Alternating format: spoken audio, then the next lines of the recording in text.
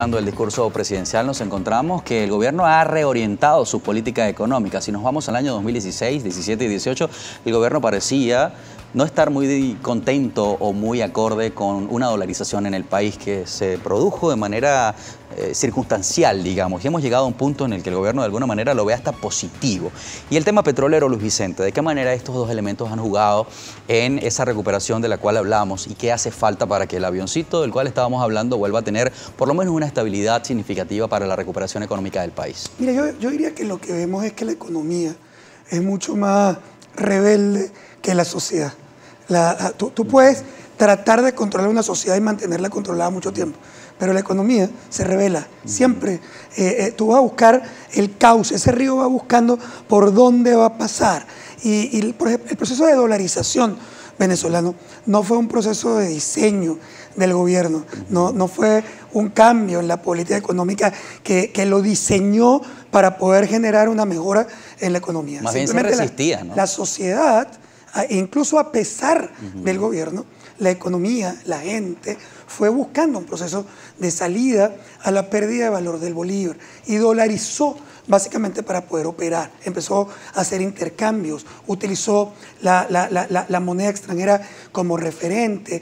La propia crisis, aquel apagón, digamos, brutal en el país y la propia pandemia obligó a que la gente empezara a buscar mecanismos para poder subsistir. Tú sabes que, por ejemplo, nosotros hemos llegado allá a tu tierra, básicamente como el disparador de la dolarización en Venezuela. Sí. Claro, en el caso de Táchira, el proceso no es dolarización, sino más bien el uso del peso colombiano, sí, como referente. Pero la dolarización más importante de Venezuela arranca nada más y nada menos que en la bolsa agrícola de La Grita, cuando los productores simplemente no podían despachar si no vendían en moneda extranjera. No había forma de que tú vendieras el domingo, que es cuando se hace la bolsa, y fueras a rescatar productos, a buscar productos del sábado siguiente con una loquera de precios en hiperinflación.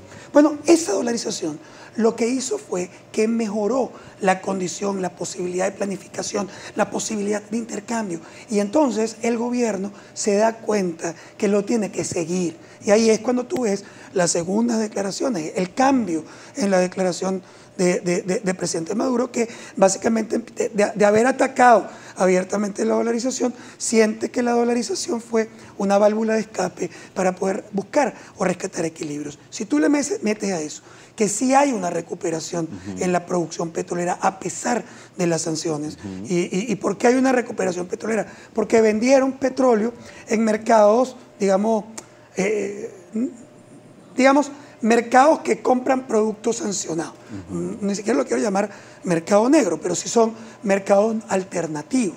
Y al colocar ese producto, Venezuela logra entre el 2020 y el 2022 un incremento de más del doble en la producción petrolera, la colocación de petróleo en el mundo.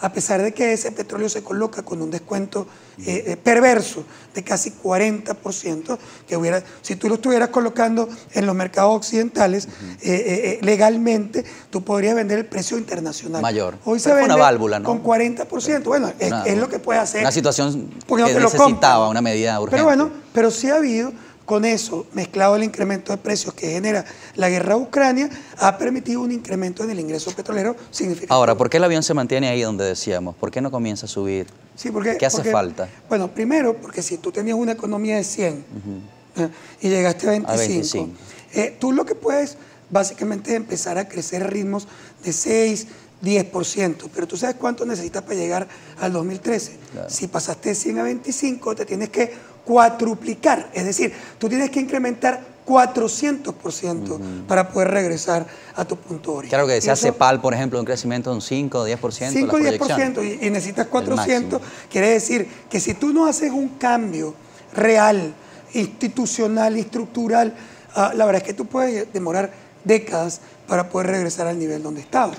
¿Qué necesitas para eso?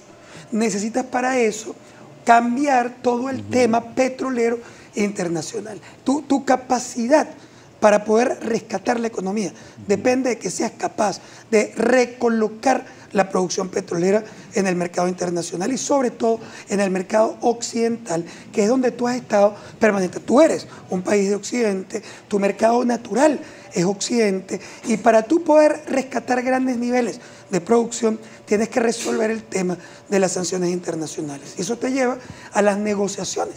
Es decir, para tú poder rescatar capacidad de colocación, legitimidad en la colocación de petróleo, para poder atender de nuevo mercados que te son naturales, como el Golfo de México o Europa, y sobre todo en este momento de crisis en Ucrania, tú tienes que consolidar la negociación política con la oposición en Venezuela y con el resto del mundo a nivel internacional. ¿Quién es el principal interesado, Estados Unidos o Venezuela? Los dos. Yo creo que esa además es la buena noticia. La buena noticia es que si tú necesitas un proceso de negociación para resolver el problema, la negociación es un intercambio entre dos partes. O sea, tú no puedes plantear una negociación, que lo hemos oído en el pasado, bajo la perspectiva de yo lo único que voy a negociar es que tú te vayas. Pero eso no es una negociación. O sea, si yo lo único que quiero es que tú te vayas, más vale que yo tenga la fuerza para que tú te vayas sin negociar. Claro. Pero si yo no tengo la fuerza y necesito sentarme contigo para buscar soluciones, porque necesito algo de ti también, ¿no? Necesito algo de ti, pero te voy a tener que dar algo a ti. Otra pausa, Luis Vicente. Vamos a hacerla en esta parte de la conversación en que hablamos del tema petrolero y quisiéramos abordar el tema social y económico venezolano desde lo interno. ¿Qué tanta o qué tan marcada está la brecha de desigualdad en Venezuela cuando el discurso bolivariano habla de la igualdad y la justicia social? ¿Está eso ocurriendo en nuestro país? Vamos a revisarlo con los datos de Data Análisis cuando volvamos de la pausa. 7